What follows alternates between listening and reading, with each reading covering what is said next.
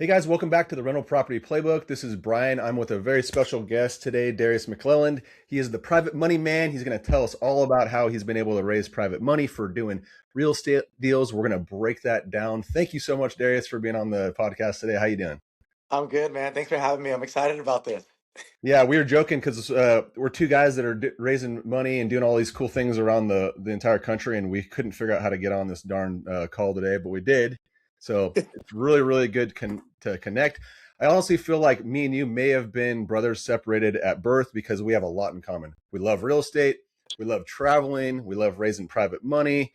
We're both coaches, so we're going to dig into all that today. But yeah, first off, tell me a little, without spoiling everything, because I don't want it to go into everything right away. But tell me a little bit about Darius, so people can get to know Yeah, I'm Silicon Valley, Bay Area, born and raised. I'm actually based in San Jose right now. Getting into real estate was pretty much an accident. It actually was never a plan. I played college baseball, and then I was actually studying to go to physical therapy school, which was plan A. And then I ended up getting into real estate as a realtor first. And that was just because a family and a baseball organization that I started out here. I have a baseball training organization that we coach ages 10 all the way to professional baseball. They were like, dude, you got to get into real estate. Like, just try it for 1 year. So I was like, all right, all right. I did it for 1 year, made more money than a physical therapist could make in Silicon Valley. it. And I Yes. was like, and I loved it. I loved real estate and I never looked back, and then got into real estate investing. And here we are today. So I call it the accidental plan B. I think that's the story of most of us. Like we screw around in our younger years and we try all this cool stuff and maybe read some books or do some bad investing, and then somehow we all get into this real estate stuff by accident, and by accident we're like, thank goodness this happened, because it actually turned out to be a pretty fruitful thing for that. But I want to back up on one thing you said. So where'd you play college baseball at? That's pretty cool. Yeah, so I played at Texas Southern University out in Houston. I just wanted to be out of California, get out of California for a bit and just see what else is out there. Texas was cool. I'm back in California now. So, so, but yeah, so I did that. I was a pitcher. It was awesome. Great experience, great friends. And That's so awesome. sports have taught me a lot about real estate, which is funny. Yeah, that's awesome. I was a catcher all the way up until my sophomore year of high school. The freshman catcher came in. He started varsity, broke the home run record as a freshman, and I'm like, all right, guess my baseball career is over. So I ended up just switching directly from that, and I continued playing football instead. But that guy ended up going on to be a pretty darn good baseball player. So I'm not jealous. Whatever, it's no big deal. But yeah, my claim to fame was that I played. I was on the team with a really good guy that ended up going big time. So I don't want to give too much about that, but it is funny. So you, before we get into the real estate stuff, because I think this is kind of important, you're a busy guy. Like you're married, correct? You guys have Yes. Yes. any children? We have no kids because we travel way too much. Yeah. Okay. That's no excuse because I have kids and I travel. But you also are doing the coaching stuff. I myself am coaching football. So I guess the question is, how do you balance your time? There's so much stuff you're doing. You're like, me and you were, I think probably at practice at the same time trying to figure out how we're scheduling this. How do you balance that work-life balance? I think it's important because a lot of the people that are listening to this, or my people in my orbit, they're busy parents, they're busy professionals, they're running kids around in practice, and they're like, I want to invest in real estate, but I don't have time. What do you say to that? I tell them it's honestly it's not so much about balance, it's more about prioritizing. Because it's like at the end of the day, this, it's hard for us to get everything done. Like I don't think I go to sleep at night saying I did everything I need for the day. It's more of a just being like, hey, these are the important aspects of each thing I do that need to get done immediately, and then finding a way to get the other things done as you can. So that's why I handle the big things first that are dire that will probably, if I don't do them, lead to bigger problems. And then obviously, like then you have the personal life of having the wife and making sure I give enough time to her because I love her with all my heart. Ruth, she's amazing. Yeah, Ruth. And I appreciate her, having my back with being such a busy person and supporting that. But yeah, it's a lot of that, and then obviously having a goal and then finding niches that fit that goal. That's the biggest part of it. So that's how I found my niche in real estate investing. Yeah, I can agree. I mean, I think a lot of that stuff is just excuses, and the stuff that I've learned through sports growing up, and I'm sure you did too, is like excuse my French, but like what excuses are like assholes. Everyone has them, right? So it's Yep. like you, if you want something bad enough, and for me, it sounds like your reason is traveling and your wife and building that. For me, my reason is my kids and spending more time with them. I get kind of burnt out on the fire side of stuff, even though I'm blessed to have it.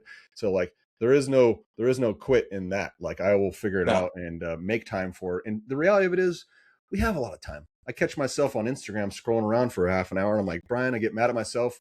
You have time, you guys. You just have to prioritize it. Find a system, find a process that makes it better and makes it easier to do, and you could do anything. It has to Yeah. be, your why has to be important enough. So tell us a little bit about your baseball coaching business. I'm kind of curious about that. Yeah, so again, another accidental plan. It was I had moved back from Texas, and then I was studying to get my doctorate in physical therapy, all this kind of stuff, and then to make some extra cash on the side, actually a coach that coached me. I came up to him, was like, "Hey, you have like they're called, it's like travel ball is what it Mm-hmm. is," and he's like, "Hey, you have travel ball teams. Can I coach one?" And he was like, "Dude, with your personality and your discipline," he's like, "Why don't you just start a youth division of my organization?" Because he only had age like the high school kids. He didn't have the youth ones. And I was like, all right, I'm only going to do it for a year though, because my work class load's going to get too big after this 1 year. And he's like, dude, do it. And I was like, all right. So I like went around to little leagues, and this is where I said, like we talked about it earlier, like you were talking about it, discipline is so important. And so I went out to little leagues, passed out flyers like, hey, I'm having tryouts, yada yada yada.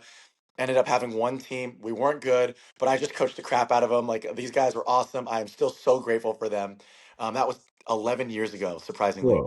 Whoa. Yeah. So, and then it was one team. We did well by them. They sent friends over, and then the next thing you know, we've grown to now what 120 athletes just in our youth division. Kids are growing up through our program, going from 10 years old, and they get all the way to big league baseball. We have guys in professional baseball. We have coaches that have won World Series with major league teams. We have players that have won World Series. So it's been really, really amazing, and like the most rewarding experience, honestly, that I've had is watching these kids like live their dreams. I don't have kids, so this is like kind of like this is my version of having 120 kids that we get to work with. And so yeah, so and it's basically we have practices, we have tournaments. I literally traveled to Florida in about a week and a half with one of our teams. It's been awesome. Right. So, and I'm That's super grateful from the families in that organization. Heck yeah, man. Well, I applaud you for doing that. It takes a lot. I know how much time and effort you put into that, and there's a couple ways to raise up kids, and some of I think sports is such a important part of just that journey. And um, I have twin boys that are 12, and I coached their football team, their flag team, for the past like 4 years, and we've had the same group of parents, same kids. The way I run it is like build this relationship where they love me as like almost a second dad, and we've done really really well. Like we just finished our 8-0 championship season, and then they all Congrats. decided to go on to play tackle, and they asked me to coach their tackle football team. So I'm going to be the offensive coordinator for Pop Warner now, and it's like it's one of the Nice. yeah, it's so cool. It's like I grew up with a dad who coached me. He coached football for 30 years. So teaching and coaching is probably part of the Waters family tradition. But for me, it's like my boys want me around maybe for another year or two. I'm going to embrace that. I'm going to make the time to do it. And giving back to those kids is hilarious. I just got a real quick funny story, and then we'll move on to real estate because that's what Yeah, everyone no, let's cares hear for. it. But this kid comes up to me the other day, and he's got a little bit of a tough background as far as his home life and stuff. And try to be there for him. I'm always like picking these kids up from school, bringing them over to the house, feeding them. I'm like the bonding portion of that is like so important, and that's why they're doing so well together, because they're all like not only friends but they're like brothers almost, right? Team Sleepovers. chemistry. It's that sleepover stuff. So by the time they get to high school, these kids will have played on my team for probably about 7 or 8 years, and so It's like amazing. it's going to be the same feeder team. But long story short, this kid comes up to me. He's like, Coach. He calls me Coach B. Hey, Coach B. I got something to tell you. I'm like, dude, everything okay? Like what's up? You can tell me anything. He's like, takes a deep breath, and he's just like, I'm in stage 4 puberty, coach. And I was like, excuse me? I'm like, first off, what the hell is stage 4 puberty? I'm like, I don't even know if I've been through that yet. It's Yes. no, it was just like, it was this amazing moment. I'm like, well, whatever you need, man, I got your back. Like, and he's like, basically then he lifts up his armpit and he like shows me all the hair. He's like, I got armpit hair. that's what stage 4 was allegedly. So it was just, I was like trying not to cry laughing, but I don't even know the point of that whole story. I was just like, I love coaching so much, and kudos to you for doing that, because you're making a massive difference on people. So Thanks. It's yeah, been a lot of fun. dude, how It cool. really is. Yeah. It's been awesome. Yeah, I can't wait till I hit that stage 5 or whatever it is I'm next for myself. But yeah, let's dig into the real estate stuff. Um, so at what point did you become a realtor? Is that was the first So step in your journey, really? yeah, it's in 2019. Actually, like, a parent in my baseball organization that's a very successful realtor is the one that, like, he stopped me after one of the baseball games and he's like, Darius, we need to have a talk. And I'm like, oh, great. This guy's going to complain about like playing time or something like that. And he was like, no, he's like, Darius, he's like, look, I've been in real estate for a long time and you could be really good at this. Like, I really think you should do it. Have you ever thought about like getting into real estate? And I was like, I literally told him, I was like, real estate's for like those who had like no direction in their life and they become a realtor. Like, I kid you not. Like, I'm sorry, realtors. Like, that's literally like my naive, like self thinking. I was like, whatever. And it's funny because like my grandparents, on my mom's side, they invest in real estate. So I was like, well, whatever. And he's like, Darius, just give it a thought. And he broke me down. Like, it was like every week he would tell me, like, come on, Darius.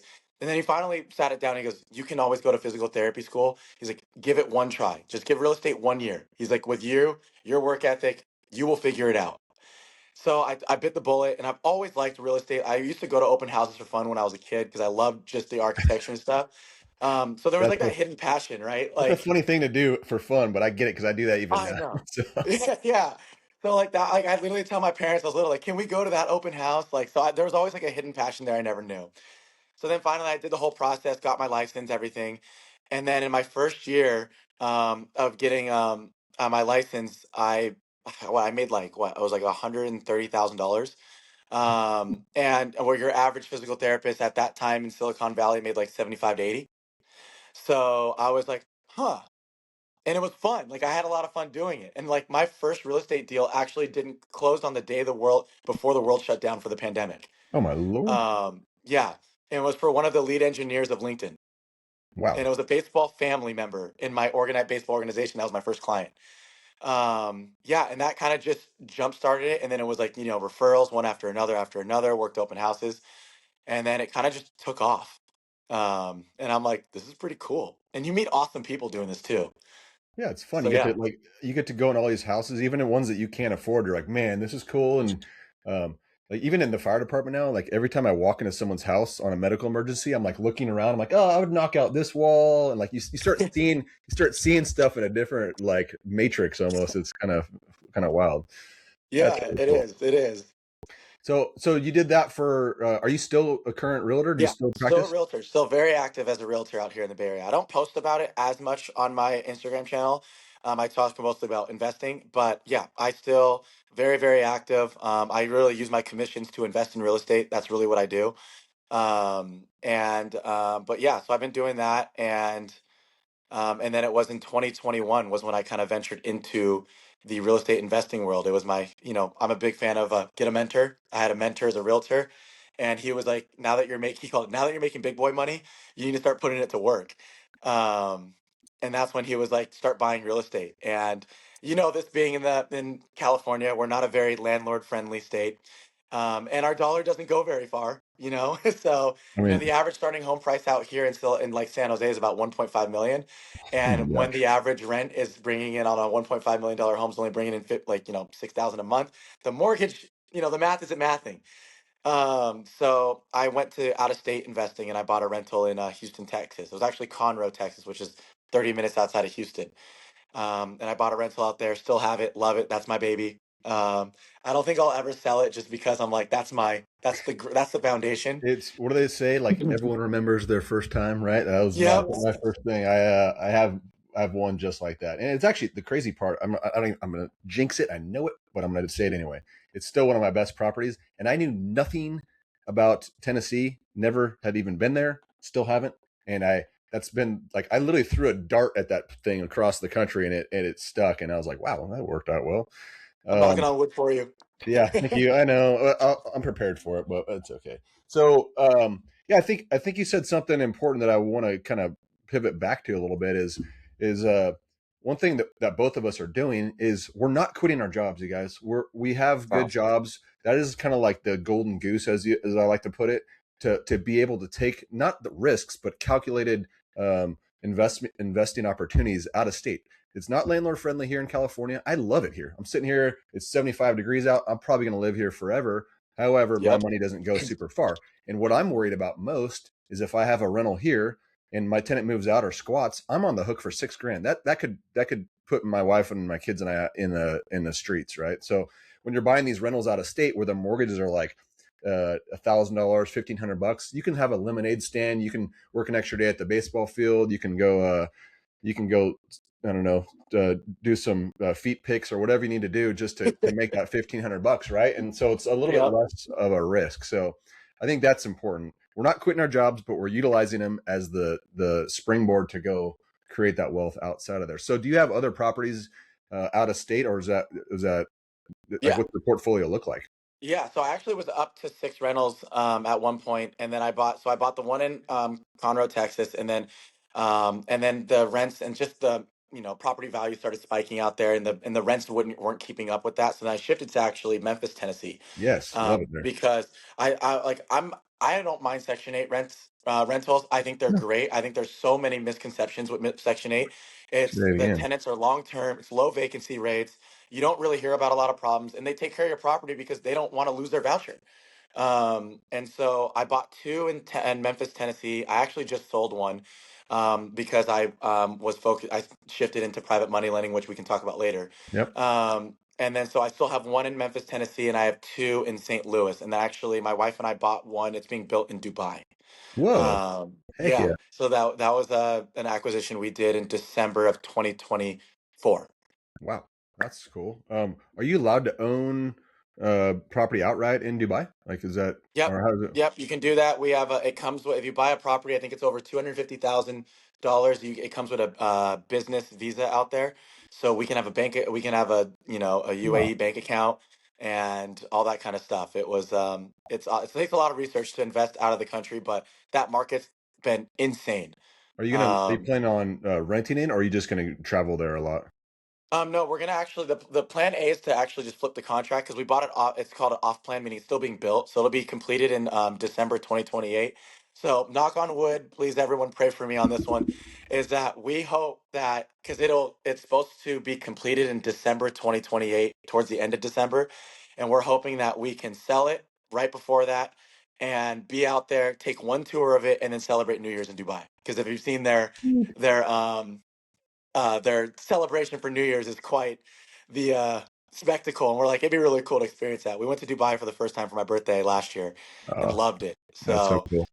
So Yeah. yeah, I love the Memphis market too. You'd mentioned that. That's another place I've never been, but I just found a really cool partner out there because everyone's doing the birds, the buy, rehab, rent, refinance, yep, repeat. I said it without screwing it up. Thank you. Finally. I know it's hard to say, but so in my community, or the biggest question I always get is, Brian, how do I find deals? How do I get contractors? How do I manage the process? How do I get it rented? And I love Section 8, by the way, but we've kind of solved that problem for people. We actually partner with someone to do what's called a Berkey, which is not something I invented. It's just a name that's out there. Instead of turnkey, it's Berkey. So our partners, they live out there, they operate in that area, they crush it. These guys each own hundreds of properties, and what they do is they go and find the deal wholesale. They buy it for cheaper. So where they make their money is on the spread. They're gonna sell it to us for like around 50 grand. They buy it for probably 30, somewhere around there. They're gonna project manage it for us with their construction team. So they upsell the construction costs. I know that. I'm not a dumb investor, and I'm okay with yep, that. I'm totally okay with yep, that. Weekly, they're dropping photos and videos for us. They run the permits to the city. On the back end, they own their own property management team. So at the end of that, we go and refinance it, and we pull money out, and we're actually kind of getting paid to buy houses. This is where the Darius' story is going to get really, really juicy, because the way we fund this type of stuff is through either getting hard money loans, or B, my favorite, which is what? private money. Yeah, baby. Let's talk about it. Yes, This yes. has changed the game for a lot of people, myself, Darius included. So this is a good segue into that. How did you get into private money lending? Yeah, so it was 2023 was the year it kind of started, where interest rates were spiking, finding deals was harder and time consuming. And like we said, it's like you and I, we have a lot of sectors in our lives, a lot of things that we're doing. and I needed a more time efficient way of investing. And so I tell this story all the time. I was in Hawaii. I was in my board shorts and tank top, getting ready to go to the beach. I was like on Instagram. I saw that there was an investor from here in Silicon Valley that does the same thing as me, invest out of state, and she was looking for a private money lender for one of her deals. I reached out to her on Instagram and I was like, "Hey, look, I've been following what you do. I love what you do. Tell me more about this private money lending," because no one was talking about being a private money lender on social media when I was trying to get into private money lending. Everyone talked about raising private capital, so I went in blind, which I don't suggest, but you know. So, anyways, we hopped on a call. Like I said, I was about to go to the beach, drink some mai tais, have a good time, and we went over the deal and I was like, sounds good. I wired the funds. And then a year later, they gave me monthly updates of the property, just saying, "Hey, we're here, we're doing this, we're doing that." And I'm like, "Great. I don't have to do all the work. It's amazing." A year later, I'm in Miami. I'm at the Fontainebleau Hotel at the spa. My phone goes off, ding ding, look at it. I get a text from the investor saying, "Hey, we just wired, you the $20,000 of, paid interest plus your principal." And I'm like at the spa and I'm like, "This is freaking awesome." Let's get some lobster, baby. Let's I go. was like, I turned to my wife and I was like, "We are going to Hakkasan for dinner." Yeah, I was like, "Let's go crazy." It was amazing because it was just like the light bulb turned on where I was like, I don't need to be the active investor. And don't get me wrong, private money lending isn't all hands off. It's upfront work for long term passive investing. You got to learn how to vet the deal, you got to learn how to vet the borrower. You need to understand the niche that you're investing in. But it was just so much easier, and I was investing in deals that I already knew how to do because I was an active investor myself previously. that's awesome. So yeah, so I got into that, and I've been super super aggressive in private money lending since. I think you said it perfectly. A lot of these people, they'll see these gurus online and like, you could buy a property with none of your own money, and they're like, it seems so daunting. And the number one most important thing that I think I could tell you, and I know you would agree, is I actually use private lending. I use someone like you to fund my deals, right? But um, a lot of them are people in my warm circle, family, friends, aunts, uncles, colleagues.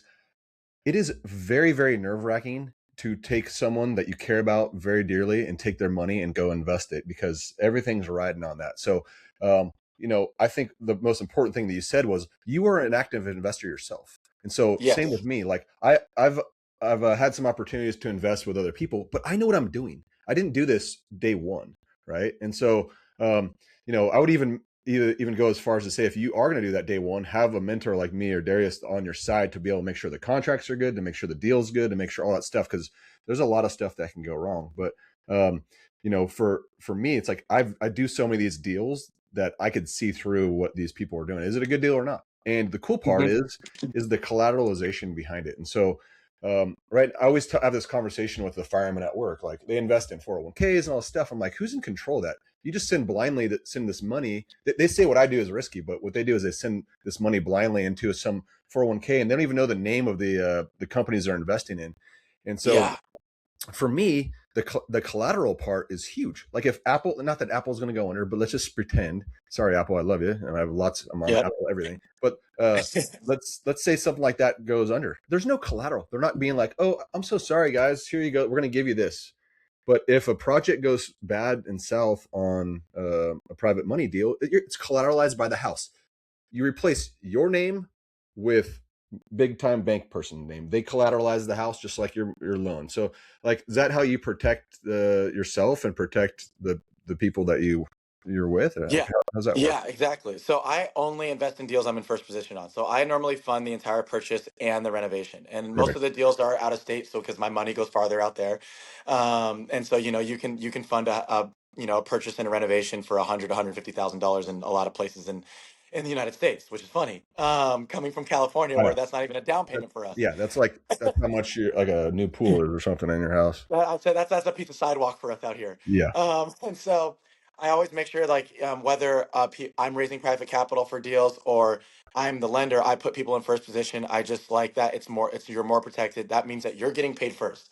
Like the investor can't sell the property and run away with it because they have to pay you out first. You're in first lien position. You're on the title as first lien position. Like everybody that has to do with the deal knows that you are paid first. So that's very important. And obviously, the documentation, you need to understand what a promissory note is, the deed of trust, understand, have the clear parameters laid out of, hey, what happens if, things go wrong. And one of the biggest pieces that I don't think people talk about too is this is why you need to understand the type of deal you're investing in.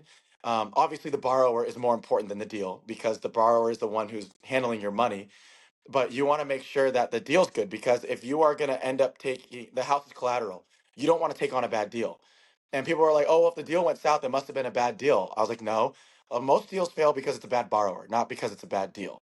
Correct. Like, there's no such thing as a good deal with a bad borrower. Like, that's just what it is." So I'm like, I can find like this house and be like, "Oh, you know what? They bought this at, by the time of it, yeah, they've the purchase and renovation are, under 70% of the after repair value. That's a pretty good deal. So if they do kind of fall apart, I know what I'm getting and I know how to execute this. Mm-hmm. And then also just understanding like what niche works with your goals, because you can fund a million different things in private money lending. Yeah. And how you protect yourself is how well you know what you're funding. Yeah, and I think right now, without I don't want to go down this rabbit hole, but like we've seen a lot of this giant syndication stuff go wrong, and Oh yeah. that's why I think what you said I love so much, and I do it exactly the same way. I either put myself in first lien position, or I put if I'm lending, or if I'm borrowing, I put my my clients in that first lien position. And what does that mean, you guys? To break that down, all it means is if Darius decides to go to Dubai a little early on us, guess what? If he stops paying, like in my contract, it says if you don't pay I do monthly. Not everyone does that because people like that fixed income. I pay him monthly, and if 5 days after I don't pay you, you could foreclose on the house, which means Brian runs off to Dubai with Darius to go base jumping or whatever we're going to do. We're going to go. The house now becomes yours. So I say this as a joke, but I mean this actually sincerely. The best case scenario, if is if about 2-3 months into the project, Darius is like fixed up all this cool stuff, and then he dips out on me. And guess what? I get to have the house back. Plus, I've made a bunch of interest on the money. Plus, I get a house that's almost done. I just take it to the finish line and I sell it for a profit. It's actually like not that big of a deal, right? It's like, okay, It's not. yeah. It's yeah, go ahead. I was gonna say, and the final thing is the other way to protect yourself in this scenario is on the insurance. You put yourself on as an additionally insured, which means if the house burns down, Darius gets paid out first. So all those things are important, right? Yeah, yeah, it is. And it's so important that like when you're getting into private money lending and you're doing as a private money lender, you understand all these checkpoints because you're investing your hard-earned money and you want to invest in someone that's going to treat your money better than they treat their own. And then but you have to understand the process and how to protect yourself so you can make sure the person you're investing in is protecting your money and cares about it. Because there's a lot of people out there who don't care about your money. They just take it and run away with it. And there's a lot of bad deals going on right now.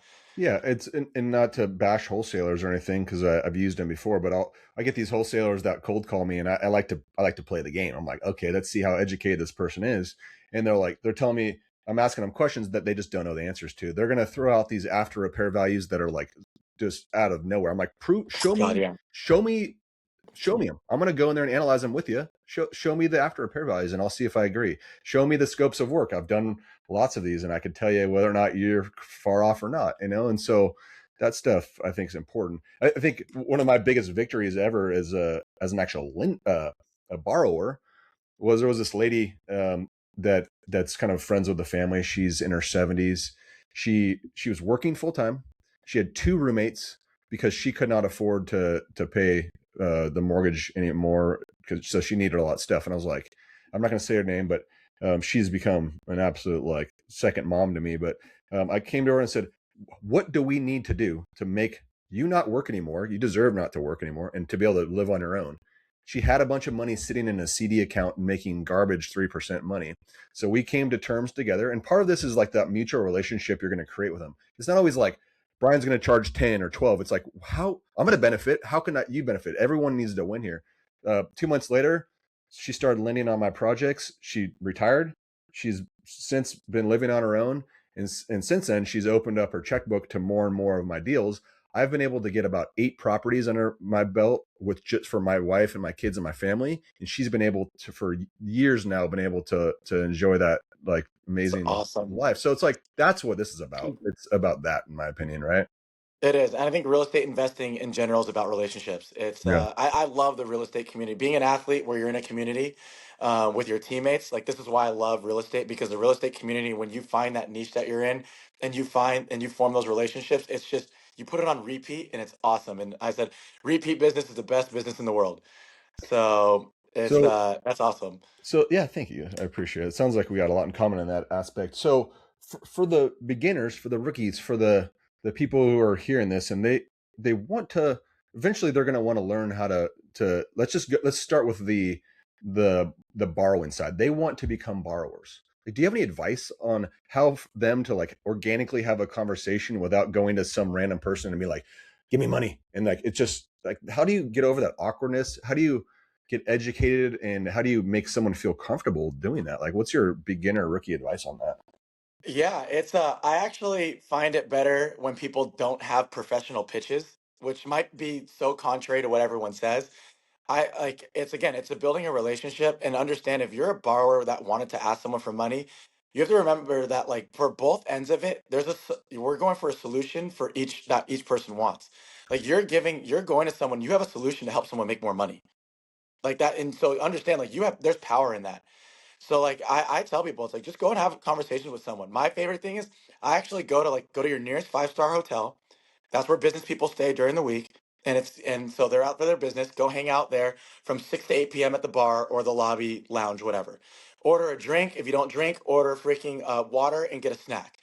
And simply just start talking to people. Be like, oh yeah, or are you? Where are you from? The conversation that I always I find a way to work in is, what do you do? Like Hmm. I like that. That's what you get those keywords in. You got it. And then you tell people. I just tell people like sometimes depending on how the conversation's going, if it's like going really well and we're joking around, I'll just say like, oh, I help people make real money on real estate from their couch. And then that makes the brain tick a little bit where they're like, Hmm. what? I want to hear more. I And want to if hear it's more. like, and that's like my very informal way of doing it. And then, or if it's like someone's a little more, I call it the stick up their ass conversation or professional.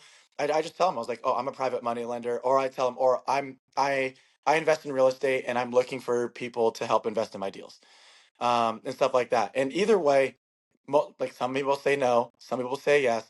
Most of the time, I get a second conversation with the person. Um, and that's really what it is you don't need to seal the deal. Don't go and talk to someone trying to seal the deal in that first conversation. Get it in the second or third one. Because at the end of the day, when you're trying to borrow money, it's a relationship based business. I can tell you as a private money lender, if you're trying to get my money, I hate when someone comes up to me and goes, I have a deal. Like, I don't know who you are.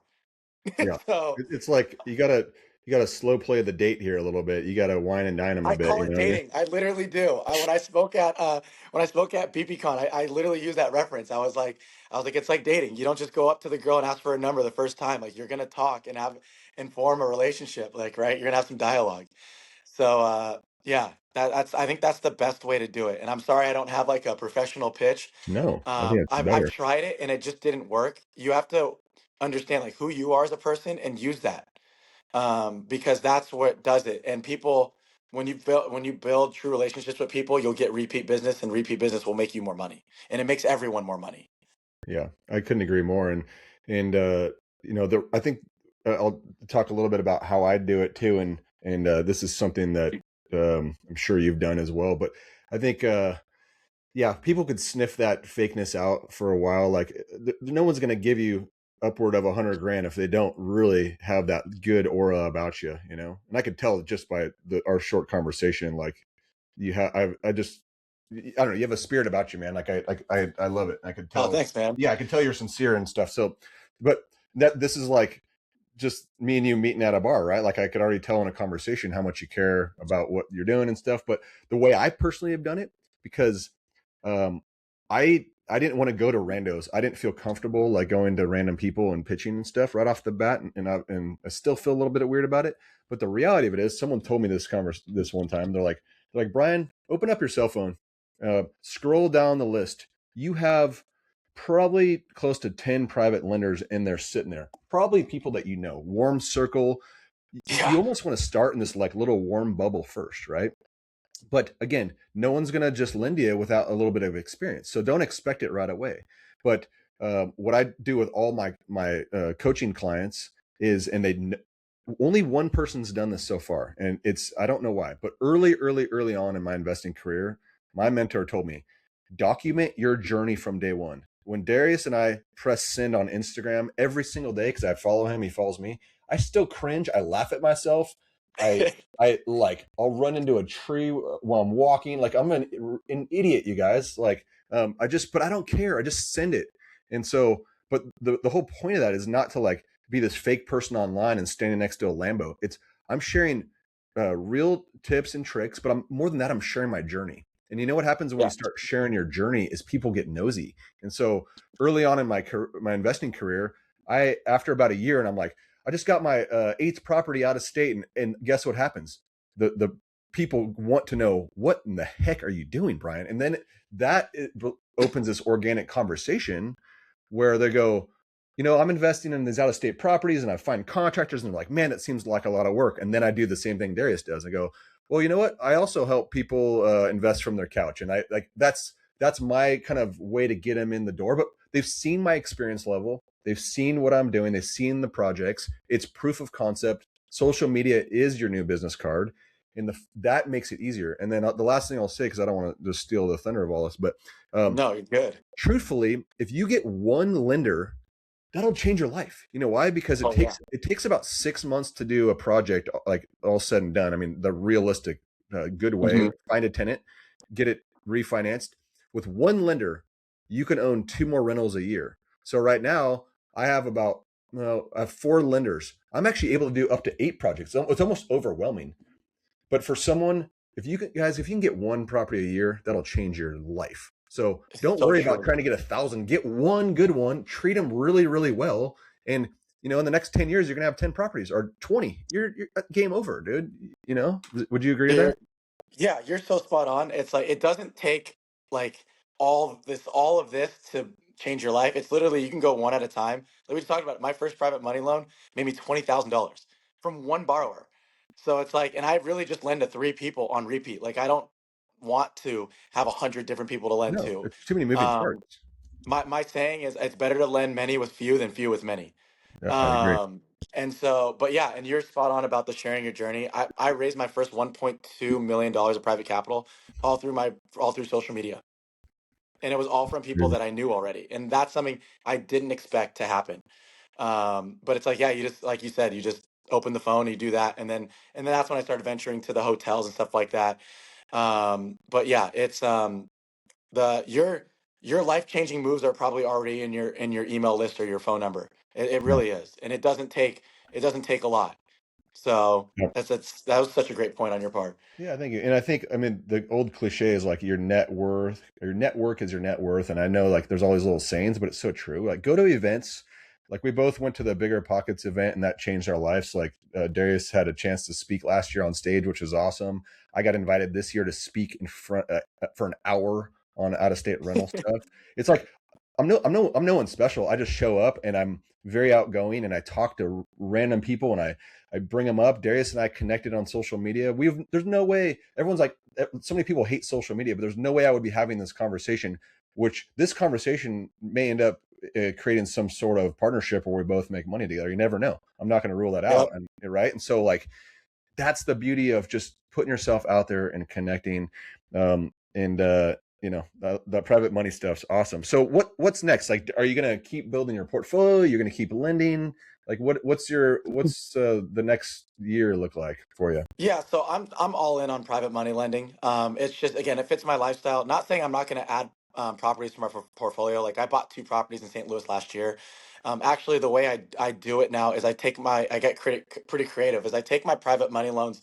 I have one investor that I've lent over $600,000 of my own money with, just one person, and we've been on repeat. And basically, what I do is he'll have properties kind of like you do. Like he'll have properties in his Rolodex, and I'll be like, "Hey, I need to buy 2 or 3 properties for tax purposes." And he'll let me take the private money loan that I had. Let's say I have 2 private money loans for $100,000. He'll let me roll that into 2 properties to purchase plus renovations. He'll send me the list of renovations for tax purposes and everything. Their team works on the properties. Their team property manages them. Then I go to their bank pretty much. Then I cash out refinance. So I do a burr, take that money, roll back into a private money loan. Nailed it, dude. That's amazing. So yeah, Yeah. so basically, because I'm all about hands off investing. I don't believe investing is 100% hands off. I don't believe there's such thing as that, No. unless you want to put your money all on black in Vegas. And so I'm big in like how can I be the most time efficient with my money, and that's the way I've been doing it. So I'm actively still raising private capital. I started a real estate fund. That's probably the most active thing I'm doing right now, where it's all properties in the Midwest. And right now I'm raising $1 million to take on a portfolio of 11 properties. I'm going to pretty much burr.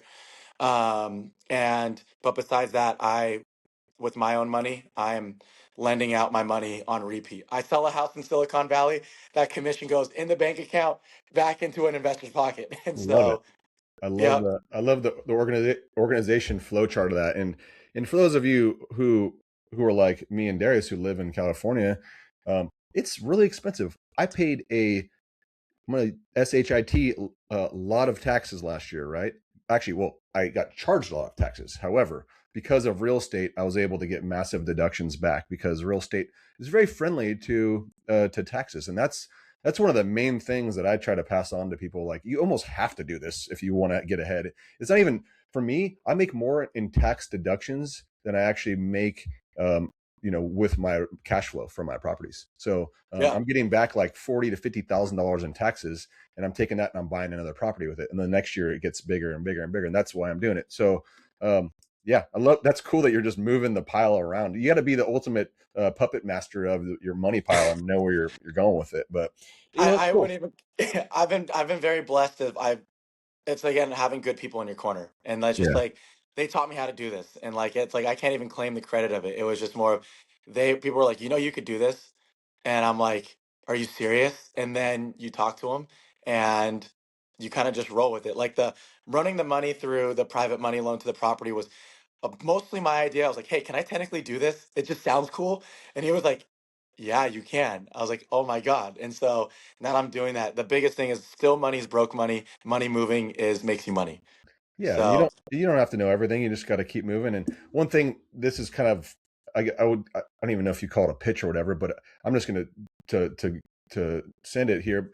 I personally have two mentors that I pay because they are so far ahead of me. Like they're crushing it. These guys own hundreds of rental properties. I pay them, and everyone's like, "That's crazy, Brian," because here I'm on the other end. I'm actually a coach for people who are learning how to do real estate. But guess what? I want to have the best connections. I want to have the best material. I want to keep learning and sharpening my skills so I can bring that back to my community. People are so hesitant to pay for that, but I think it's no matter what you do, whatever, if it's private lending, flipping, RV parks, find the best person, not just the best, but the person that you trust, the person that fits who you are and that you would want to spend an hour like we're spending together today.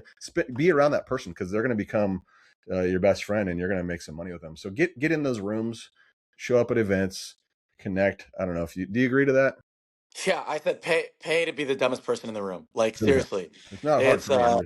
Always am. So I just show up and yeah, it's like, yeah, you and I couldn't even figure out technology to get on this thing ever. So yeah, it's like, no, but it's who you surround yourself with is everything. Like I said, all of this, like you were saying it too. Like our journey in real estate was because of other people around us.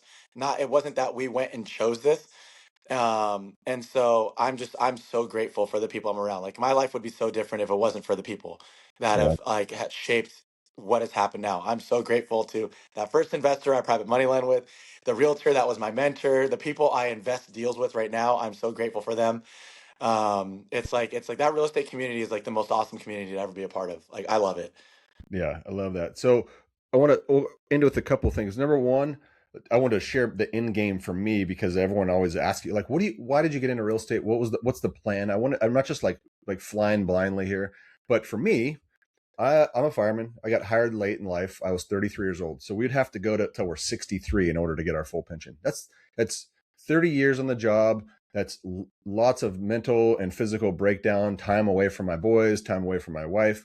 So I came up with a plan of action. My plan of action is I wanted to get to 20 rental properties and sit on those things and let them season and get principal pay down and appreciation. Then I think you'll love this part of the story is and the reason I'm saying this is if I retire 10 years early from the fire department, I am only going to receive about 60% of that pension. That's not going to be enough for the lifestyle that I want. So I was like, how do I bridge the gap from there? And everyone talks about cash flow and this and that, but I was like, holy crap, this private lending stuff's pretty cool. So my plan of action is when I'm about a year out from wanting to retire early, I'm going to have plenty of equity in those properties where I can either sell a few of them or cash out, refinance a lot of money up to like $1 million. And now, because I have the skill and the knowledge, I can go become a private lender. My goal is to find a younger version of Brian, maybe someone in my community, someone that I could show the ropes, bring them up in the game, teach them what I know, protect them because I know the game, protect my money because I know the game. That's going to Yeah. bridge the gap where I'm going to be able to now have what I have more than I would have made if I stayed on as the firefighter for another 10 years. In the worst case scenario is if they do me wrong or whatever, I now can take control of that property and I could do what I've already been doing. So that's the end game, guys. And it's not for everyone, but you got to get started. Yep. It's that first property that's going to get you there. So, what do you think of that end game? Do you like that? I think that's an awesome end game. I think you got to do that, and then you and I are going to check back in because hopefully we do some deals together.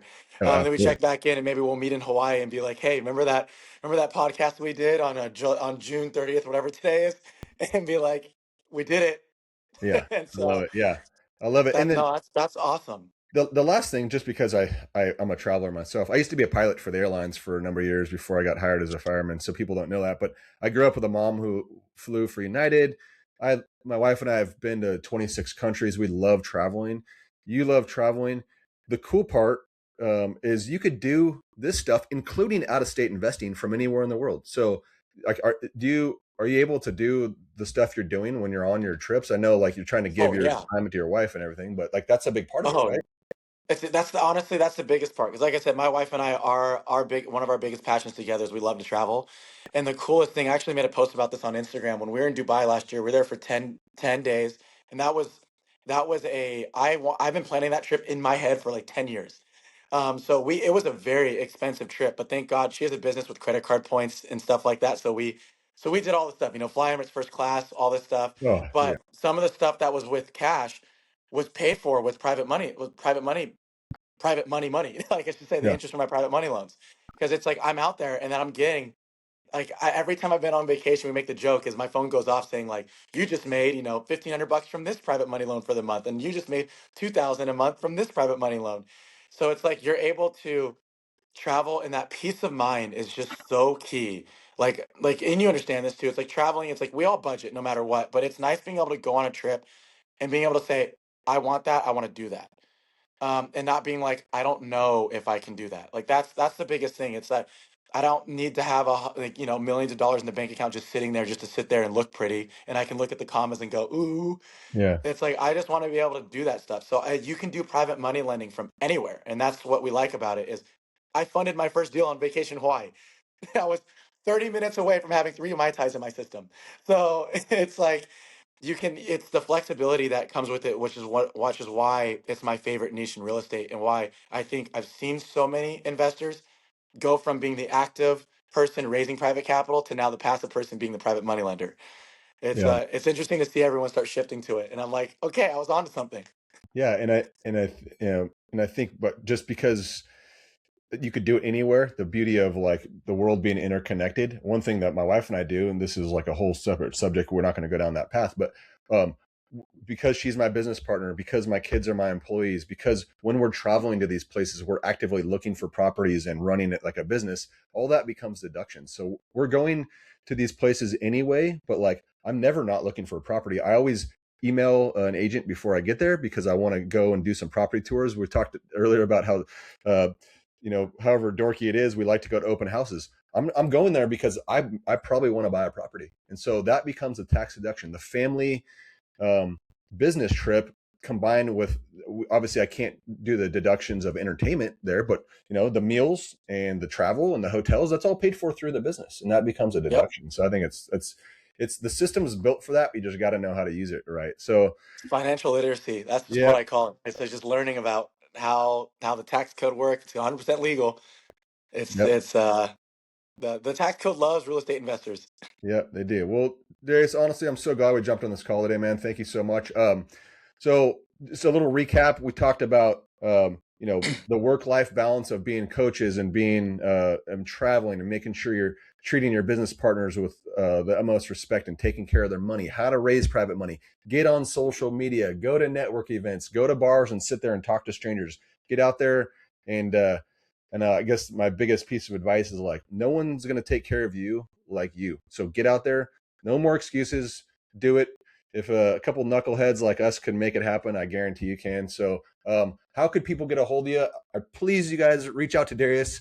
If you want to know anything about how to lend private money or join his fund or just be a better human coach or whatever, get in his orbit, because I could tell you what, like either get on the bus or get off, because it's leaving. So Darius, how do they get a hold of you, brother? Go Instagram. My Instagram handle, Invest with Darius. I'm on there every day. I run my own page. I'm really big on being personal. So you might get like a mini chat like response every once in a while. That's as fancy as I get. So, but no, reach out to me there. I'll literally just give you my cell phone number. Like it's I'm very like that. My email, Cool. Darius@turn2fund.com. But yeah, you reach out to me on Instagram, Invest with Darius. I respond really quickly, and yeah, and feel free to ask any questions. That's what I'm here for. Cool. I'll throw that all in the show notes and stuff. And I respect that, man, because there's a lot of weird AI stuff happening. I personally also believe, like, when you call to schedule a call with me, you're actually talking to Brian.